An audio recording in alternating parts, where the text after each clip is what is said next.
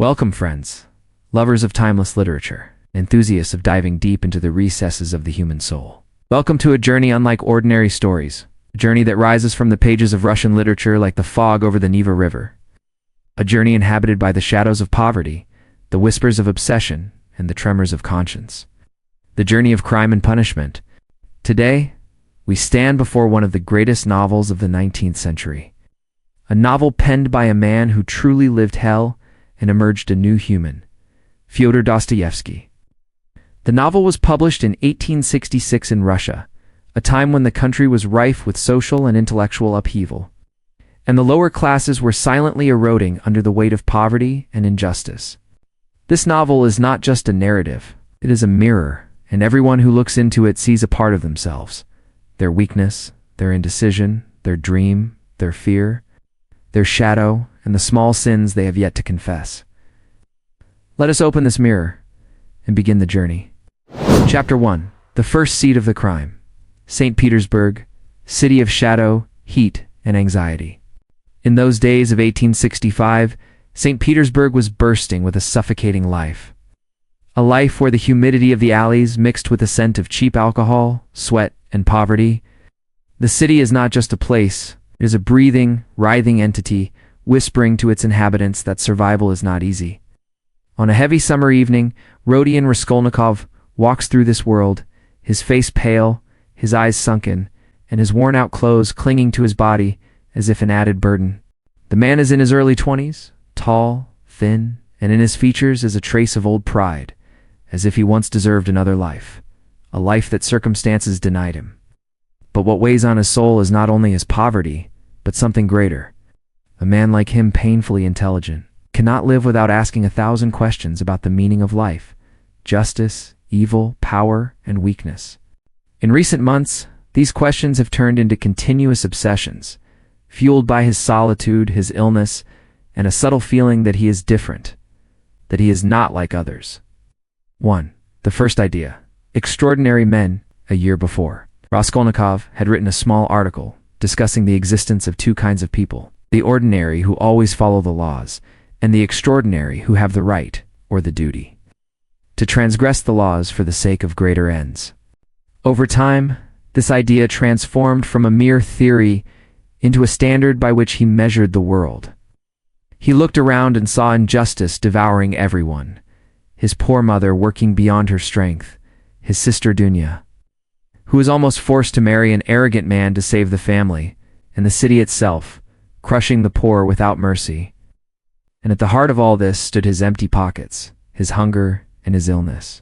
One night, while reflecting on his desperate situation, he remembered the old pawnbroker, Alyona Ivanovna, the woman who lends money at exorbitant interest and exploits the needy. He saw her as a symbol of social evil, a symbol of unpunished corruption, and then something dark began to sprout inside him. What if she disappeared? What if her life became a means to save others? Then, with frightening calm, he said to himself, what if I were the one to do it? The sentence was no longer just a thought. It became a temptation. 2. The dark apartment. The beginning of the relationship with crime. He visited the old woman once under the pretext of pawning a small old watch.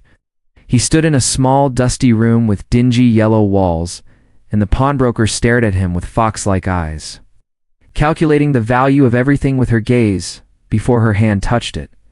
Raskolnikov looked around. The place was not just a room, it was a potential crime scene. He measured the distances, imagined the path to the door, and noticed the absence of anyone in the neighboring apartments.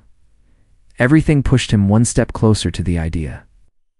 And at that moment, the most dangerous spark occurred. He discovered that the old woman would be alone on a specific evening. A simple piece of information, but it transformed into fate in his mind. He left feeling that his heartbeat was not the beating of fear, but the beating of destiny. 3. The inner conflict. Am I extraordinary or a coward? In the following days, he lived a soul-tearing conflict. He would walk in the street and suddenly stop, staring into space as if listening to a voice no one else could hear. Then he would laugh a nervous laugh, or clutch his head as if wanting to silence inner voices.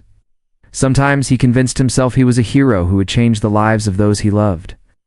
and sometimes he felt he was just a madman trying to prove a meaningless point to himself. He would tell himself, "I am not a criminal, but a liberator. The old woman is not a human, but a louse. ... Is killing a louse a crime?" Then minutes later, he would tremble. But can a human cross such a boundary without being destroyed? Suddenly, a letter arrived from his mother. She informed him of Dunia's engagement to a rich man named Lucien, who she believed was condescending to her and the entire family. She wrote about their impending arrival in the city. This letter was like fire falling onto a pile of straw. Raskolnikov felt his life collapsing. His sister was selling herself in the name of sacrifice. His mother could not withstand the shocks. He had no future. In this moment, the idea of killing the pawnbroker turned into a kind of righteous act in his view. For the city, the hidden partner in crime, one of the most important elements of Dostoevsky's novel, is the city itself. The hot air, the crowded alleys, the men fighting in front of the taverns, the sick people sleeping on the sidewalks, ... Everything whispered to Raskolnikov that the world was meaningless, and the only rule governing it was power. He walked among the people, seeing how human dignity was sold at every corner, and how the honorable were suffocated, while the wealthy breathed freely. Here, he reached a harsh conclusion. The world is not fixed by laws. The world needs a blow, single blow to change the course. The old pawnbroker seemed the easiest choice, one that deluded him into thinking he was doing great good through a small evil. 5. Could the crime have been avoided? Raskolnikov asked himself this question repeatedly, and each time he found a different answer. One time he thought fate was pushing him against his will. Another time he felt the idea was not his own, but born from the heart of the Black City. A third time he was convinced he was only seeking to prove something to himself. One night, days before the crime, he walked near the river. The air was cooler, the water reflected a thin moon, and the city seemed calm in a way that suggested a storm. He stood on the bridge, imagining himself falling into the water. Then he shouted, "No, not yet, not until I know my worth." 6. The final decision, the point of no return. On a burning hot morning, Raskolnikov woke up having made the decision without announcing it. He did not plan it with a cold mind like a killer, but like someone jumping into the dark. Every movement he made that day, walking, washing his face, putting on his coat, even the route he took seemed to happen on its own, as if his real will was extinguished. He was experiencing a strange state, no fear, no courage, but something akin to sleeping with open eyes. And so, the journey of crime begins. A journey that was no longer an idea, but a path of no return. A path that would change his entire life and reveal what he did not want to see in himself. Chapter 2. The night of blood. When man falls into a valley of no return, the night is heavy, as if the sky has lowered its ceiling to touch the heads of men. The streets are empty except for the shadow of a man walking with quick, tense steps, not wanting to meet anyone. Because he knows very well that what awaits him at the end of the road is not an ordinary deed, but a dark destiny. It is Rodion Raskolnikov, carrying a small axe wrapped in a piece of cloth under his coat, like an ember he is afraid to touch. He has not eaten since morning. He is not drunk. His eyes are like those of a man who has not slept for years. 1. The silence before the explosion. He walks through the narrow alleys leading to the pawnbroker's house, feeling that the air is heavy, as if trying to stop him. He listens to the sounds of the city, iron carts clashing, a drunkard's cry from a distant street, a child crying behind a window. All these sounds mix to become a strange hum in his ears, as if the whole world is watching him and aware of what he intends to do. He stops in front of the door of the pawnbroker's building. He looks at the worn wooden staircase, then slowly raises his head, as if confronting a mountain. He ascends. Every step emits a creak that resembles a human groan, increasing his tension. Confronting the old woman, the calm beginning of an uncalm crime, he knocks on the door. The pawnbroker Alyona opens it, with her harsh face and small glasses that look like an insect's eyes. She looks at him indifferently and says sharply, "What do you want this time?" He enters slowly. He offers her another pawn, a trivial, worthless item, but merely a pretext to enter. The old woman leans over the table, examines the item he gave her, places it in her hand. And here the break happens. His hand lowers toward the axe. He raises it with sudden speed and brings it down on her head. The sound was muffled, but enough to drop his heart to his feet. She did not scream. She fell immediately with strange rigidity. The floor is filled with dark spots. Raskolnikov knows well that the real moment has not yet begun. 3. The second curse. Lizaveta enters while trying to open the pawnbroker's iron box. He hears a sound on the stairs. Light footsteps. Then the door opens. It is Lizaveta, the simple, kind sister who harms no one. She stands before him, holding a bag of vegetables, staring at him with wide, astonished, frightened eyes. In 1 second, he realizes that her presence here means the collapse of everything. She is a witness, and if he leaves her, his fate will be sealed within hours. His hand trembles as he raises the axe. Lizaveta tries to raise her hand, not to resist him, but as if trying to ward off a ghost. But the blow comes down. One blow is enough to shatter something great within him, greater than the crime of murder itself. The image of innocence he never intended to touch. 4. The terror, when the city becomes an echo of the heartbeat. Now everything spirals out of control. He forgets why he came. He forgets the money, forgets the great idea he convinced himself of. All that remains is fear. He starts concealing the traces of the crime randomly. He wipes the blood with a cloth, leaves new spots, moves things from place to place without any logic. It is as if time has stopped and his mind is not moving. Then he hears footsteps on the stairs, sounds of men arguing, approaching the door. He feels his heart will leap out of his chest. He grips the handle, turns it quietly, leaves the room, and descends the stairs with heavy, stumbling steps. While the men at the upper door look in surprise and wonder, why was the door closed? Did you hear anything? He flees. He disappears into the alleys. He walks unconsciously. Then he finds himself at home, not remembering how he got there. 5. After the crime, silence is more terrifying than screaming. In the small dark room, he vomits from intense nausea. He washes his hands 5 times. He tries to sleep. But every time he closes his eyes, he sees Lizaveta's face. The night passes heavily, slowly, miserably. And he realizes that the crime did not end when he left the pawnbroker's room. It only began. Now, his psychological punishment has started. Chapter 3. The breakdown of the mind. Illness. Delirium. In the beginning of the conflict with the police, the night creeps slowly over the city, but in a small room, a closed balcony, dim lights there, was a man sitting on the edge of his bed, looking at the walls as if they were a wall of life or death. It is Raskolnikov, the man who committed his great crime, and now his mind begins to collapse under the weight of what he has done. Scene 1. The onset of collapse. He can no longer sleep. Every moment of respite from his consciousness was shorter than the blink of an eye. Illness began to creep into his body. High fever, chills, muscle weakness, and strange sensations he does not know how to describe. It was not just a physical illness, it was a sickness of the soul. An internal explosion between what he did and what his mind dared to comprehend. Inner monologue. Raskolnikov, I have killed. I have done what humans do not do. Where am I now? Am I alive? Or just a shadow stealing life from others? In the novel, Dostoevsky describes that when the mind breaks down under guilt, everything becomes delirium.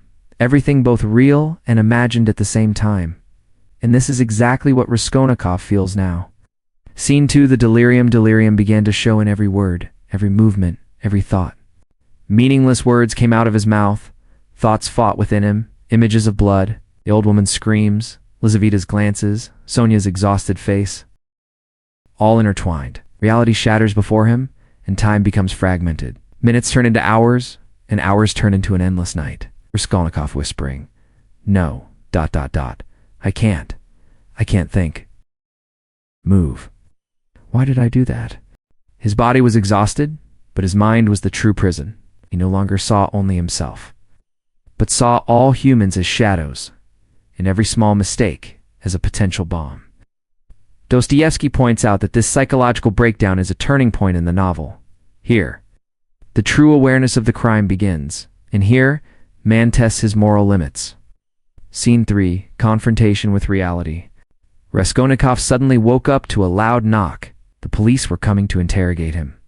He tried to calm down, but he knew he could no longer hide the panic. He remembered Porfiry's previous looks, the mysterious smile, The question about the article is everything pressed on him like iron. They have started searching. Maybe it's time. Mehdi, I didn't deserve to live like this. The police enter the room, but Raskolnikov sees them blurred. Sometimes they appear to be more than one person, or they move with strange slowness, as if time itself is moving in another direction. Police officer, Mr. Raskolnikov, can you explain where you were last night? Raskolnikov, with extreme tension. No, don't remember. I was here. I was there. I don't know. The delirium took the form of a confrontation with the truth itself. Every word betrayed him. Every breath he took seemed like an enemy. Scene for inner and philosophical conflict in the novel, Dostoevsky connects the psychological breakdown with the philosophical conflict. Is man authorized to transgress the law if the goal is noble? Raskolnikov remembers his article about the extraordinary man and feels shame. It's not just because he killed, but because he dared to believe he was above humanity. Raskolnikov whispering, am I extraordinary?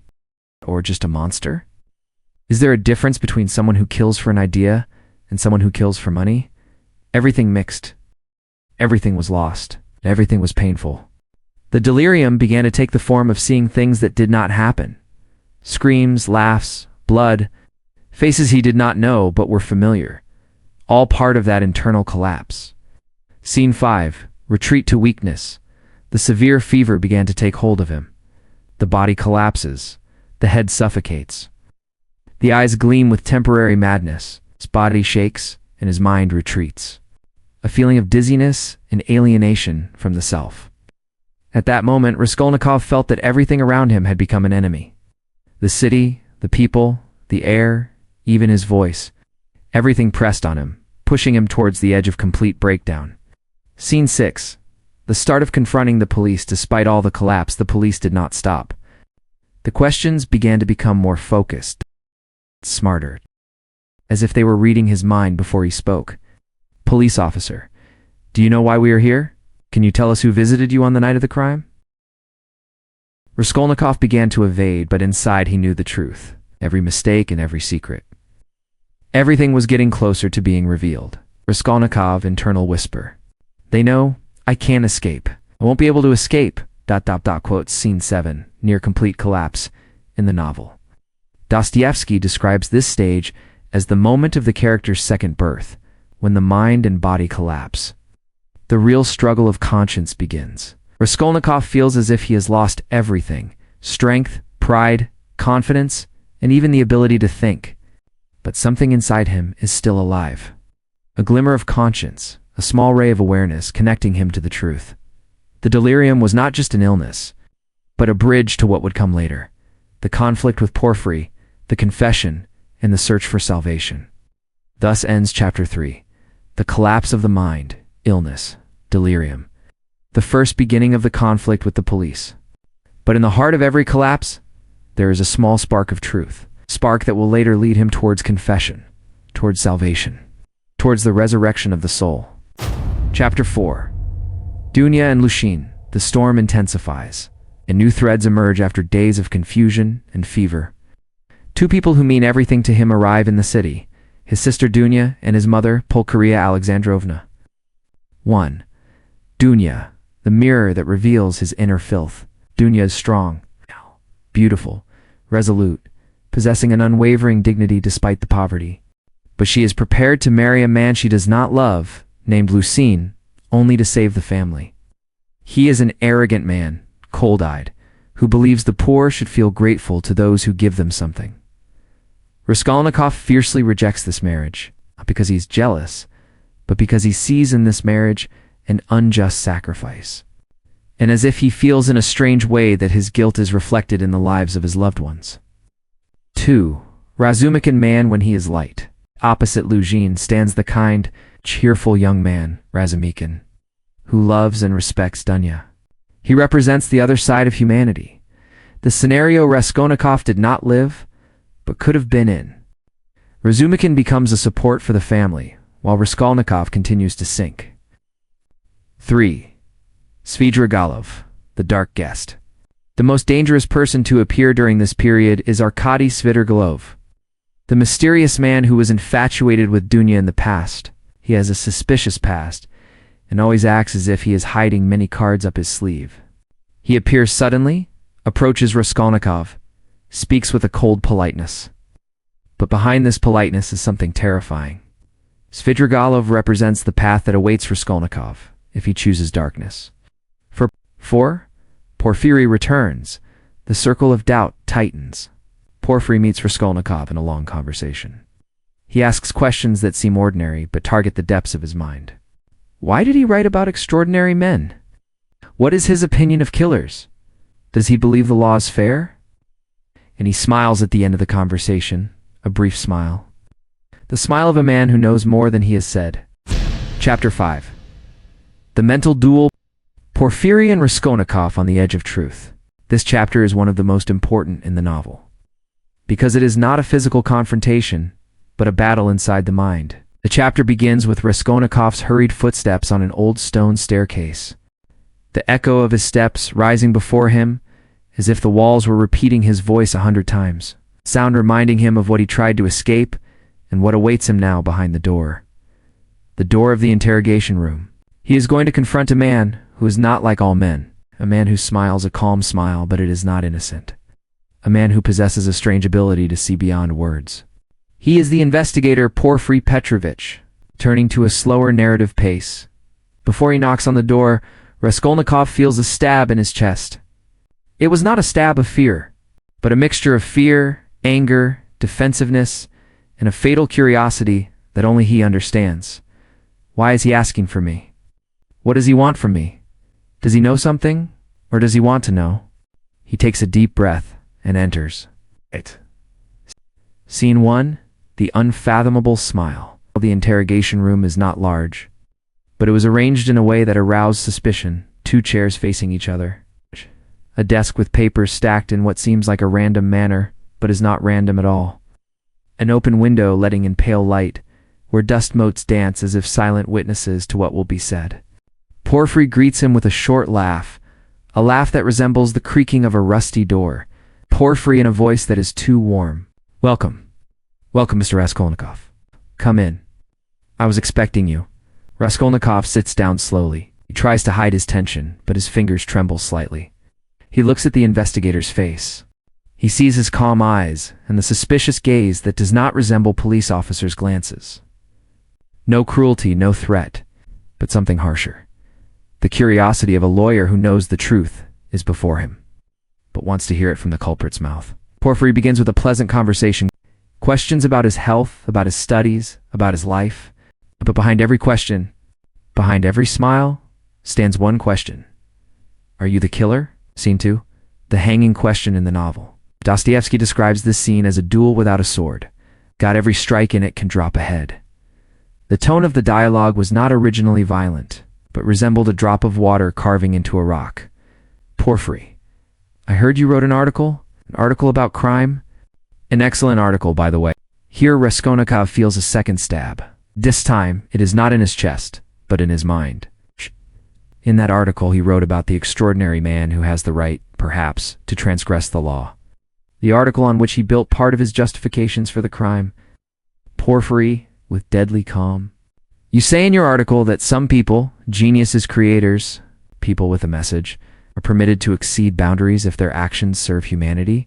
Did you truly mean that? A long moment of silence. Raskolnikov tries to respond, but the words jump inside him. Should he have written that article? Is it merely a theoretical idea, or an indirect confession? Raskolnikov, with slight sharpness to conceal his tension. It was just a philosophical idea, not a rule. The world does not work this simply. Porfiry shakes his head slowly. His smile widens slightly. A smile which the listener realizes is not agreement, but a small trap. Scene 3. The sword nears the neck. Porfiry approaches the subject of the crime without mentioning it, as if he is circling the fire without stepping on it. But suddenly, and with a quiet, dramatic tone, he says, Porfiry, were you somewhere on the evening of the crime, Mr. Raskolnikov? I would love to know more details. Just routine, of course. Raskolnikov's heart contracts. The listener feels at this moment as if the narrative is turning into slow-motion shots. His breathing accelerates, a glance verging on suspicion. His fingers clench his knee, and an inner voice tells him, "Don't stammer. Don't show weakness." Raskolnikov dryly, "I don't remember well. I was outside alone." Porfiry raises his eyebrows, as if this very sentence was what he was waiting to hear. In the novel, Dostoevsky indicates that Porfiry relies on ambiguity more than evidence. He relies on the perpetrator himself, potentially collapsing from the weight of his silence. Porfiry smiles again. He leans back in his chair. Then he asks a question that seems simple, but is like an arrow in the dark. "What do you think, Raskolnikov? Does the killer look guilty by his appearance? Or can one hide everything, even from oneself?" Seen for a failed attempt to escape, Raskolnikov tries to end the meeting. He stands up, but he does not know where he is supposed to go. The walls seem closer, the air heavier, and the investigator watches every step. "Porfiry, one last thing, can you tell me? Why were you so agitated that day when you spoke with your colleague Zametov? He told me you were distraught." Here the listener feels that Raskolnikov can no longer endure. The pace becomes faster, the words come out tense, Raskolnikov exploding. "Are you accusing me? Say it directly if you think I'm the killer." But Porfiry remains calm in a terrifying way. "Porfiry, me? Accusing you? No, never. But I think sometimes only that the truth likes to emerge on its own if we sit with it for a little while." Scene 5. The fall without confession. Raskolnikov leaves the room, feeling that he was not in an interrogation, but in an autopsy room. As if his very consciousness was placed on the table and opened with a clean knife. He hears the echo of Porfiry's words accompanying him down the stairs. The truth likes to emerge on its own. In the novel, Dostoevsky describes this moment as the first crack in Raskolnikov's armor. From here, the real collapse begins. From here, the man starts to lose control over his internal struggle. The sound of hurried footsteps, disturbed breaths, Raskolnikov goes out into the street. The city seems to be watching him. People move quickly, but he feels everyone is slow, heavy, wandering like ghosts. He puts his hand on his forehead. In the sentence Porfiry said echoes in his head like a bell in an abandoned church. Sometimes a person cannot hide the truth, even from himself. Scene 6. A small victory for Porfiry. Inside the interrogation room, Porfiry sits alone. He lights his pipe, smiles a short smile as if saying, "I hit him a non-fatal, but deep hit." The man is collapsing, and with the collapse, the truth will emerge. In the novel, Porfiry does not rely on evidence, but on conscience. He knows Raskolnikov is not an ordinary criminal. He knows he carries an internal fire that wants to be extinguished, and that the confession, no matter how long it takes, is coming. Scene 7, the concluding narrative. The first real duel ended between the thinker and the killer, between the investigator who reads the soul and the student who tries to escape his shadow. A duel with no sword, no screaming, no violence, but it was closer to a slow drowning, one man dragging another towards the abyss without touching him. And the day will come later, the day Raskolnikov falls completely, the day he stops the struggle and begins the confession. Chapter 6. The first confession. Sonia knows the truth. The abyss is revealed in this chapter. The secret is exposed for the first time. 1. The collapse. No place to run. Raskolnikov enters Sonia's room with heavy steps. He sits on a chair. He looks at the floor. Then he suddenly says in broken words, "Sonia, I am the one who killed the old woman, and I killed her sister too." Sonia screams, covers her face with her hands, then cries with a trembling voice. But she does not run away. She approaches him, takes his hand and says, "Oh, you poor dear. How did you bear this alone?" This sentence strikes him with a force he did not expect. She did not say, "Oh, killer," but, "Oh, you poor dear." 2. Svidrigailov intervenes, the real danger. Svidrigailov suddenly appears, overhears some of the conversation, and realizes Raskolnikov has a secret that could change the balance of power. He starts watching him. He tracks him, as if he enjoys playing with the mind of a man on the verge of collapse. And Svidrigailov knows well how to exploit secrets. 3. Porfiry closes in. Porfiry returns for the last time. This time he does not smile. Says, "I know you are suffering. I know you want to be free. The law is not your enemy. You are your own enemy." And he leaves him without a direct accusation. Chapter 7. The final confession. The wall falls, and the resurrection begins. The chapter begins with a cold night over the city of St. Petersburg. a night falling over the rooftops like a heavy curtain. And in the alleys, the threads of fog intertwined with the breaths of people. But on that night, there was a person disintegrating from within. Someone sitting in a small room, on a bed that could no longer bear the weight of his body or the weight of his silence. It is Rodion Raskolnikov. Scene 1, The Weight of the Soul. Raskolnikov sits hunched over, his elbows on his knees, his hands pressing his head. The listener realizes from the first moment that he is no longer the same person, the man who spoke of the extraordinary man. The man who challenged society and fate today, his own words are suffocating him. In the novel, Dostoevsky describes this moment as the wall of his soul began to crack, and this is exactly what is happening now. The sound of heavy, chaotic breathing, he felt that every minute that passed increased the weight of the crime on his shoulders. As if the old pawnbroker and her sister, who fell under his axe, were sitting with him in the room. As if his own shadow was talking to him, saying, "You won't escape. You won't escape." Scene 2. Sonia, a small light amidst dense darkness. Raskolnikov leaves hesitantly. His feet resemble the steps of a man being led to his fate more than leading it. His destination this time is not a cafe, nor a crowded street, nor the bridge crossed by those escaping their thoughts. His destination is Sonia. Sonia, the girl whom poverty destroyed, but who did not allow poverty to destroy her soul. A girl who lives with a broken body and an unbreakable heart. When he enters her room, he sees her sitting on the floor, a small lamp in front of her, and a copy of the Gospel in her hands. He watches her for a moment, then he closes his eyes and sits, slumped on a worn-out chair. Sonia, in a faint voice, "I knew you would come along." Silence, but it is not a comfortable silence. It is a heavy silence. A silence that tells the listener the confession has begun even before he utters it. Scene 3. The moment of breaking. Raskolnikov looks at the floor. He wants to speak, but he does not know how. The words choke in his throat. Then suddenly and without preamble, one sentence comes out of him. I killed the pawnbroker, and I killed her sister too." The sentence falls into the room like a massive stone thrown into a deep well. No screaming, no collapse, no movement, only a terrifying stillness. Sonia does not scream. She does not move away. She does not accuse him. But she cries. She cries silently, as if crying for a man who is lost, ... for a criminal. And in the crying, something within Raskolnikov disintegrates. That arrogance. That belief that he was an extraordinary man, that wall he lived behind since the first crime, it falls. Scene 4. The Court of Conscience. In the novel, Dostoevsky points out that the real confession happens within the soul before it happens before the law, and here it happens precisely. Sonia takes his hand, small hand, weak, but it is stronger than all his arrogant ideas. Sonia pleading, go and tell the truth. Do not be afraid. Remorse is the door to salvation, and the fall is the beginning of the resurrection. Raskolnikov tenses. He suddenly stands up.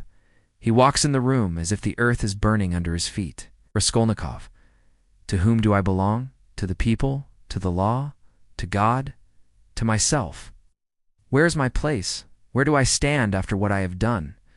Sonia approaches him. She looks directly into his eyes and says a sentence that is one of the most painful in the novel. You stand in the same place where every man who makes a mistake stands, but the difference is that you can rise. Scene 5. The road to the crossroads. Raskolnikov leaves Sonia's room as if walking on a thin thread connecting the past and the future. He does not feel his feet, nor the city, nor the people passing around him. The echo of her words walks with him step by step. Rise, rise, he walks towards the police station. Everything around him seems slower. The horse carts, the cries of the vendors. Even the wind calms down as if watching what will happen. Scene 6. Kneeling on the threshold. The scene of the original confession in the novel is one of the greatest literary scenes in history. Raskolnikov approaches the public square. Sonia stands far away, watching him with a trembling heart. No one understands why this young man is walking with such heavy steps, but they feel that something unusual is happening. Suddenly, his eyes fall on the ground beneath his feet. It seems to him that the earth itself is asking something of him. He stops, then he falls to his knees. He puts his forehead on the dirt. A faint thud, labored breathing, and words come out of him that he never imagined he would say one day. I have made a mistake. I am a killer. I am guilty, Sonia cries. People look in astonishment. Some laugh, some wonder. But Raskolnikov sees no one. This kneeling was the first true confession, the first signature on the document of his return to humanity. Scene 7. Crossing the last threshold, he enters the police station. He approaches Porfiry, who was mysteriously waiting for him. His smile is calm, not a smile of victory, but the smile of a man who knows that the truth takes time, but it is not late. Raskolnikov with a shattered voice. I am the one who did it. I am the one who killed the old woman and her sister. A long silence, then the sound of a pen writing on paper. Ow.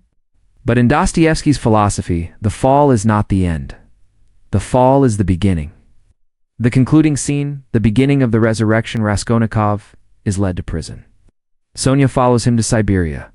She sits behind the bars, reads to him, cries with him, and gives him something he never knew his whole life: salvation.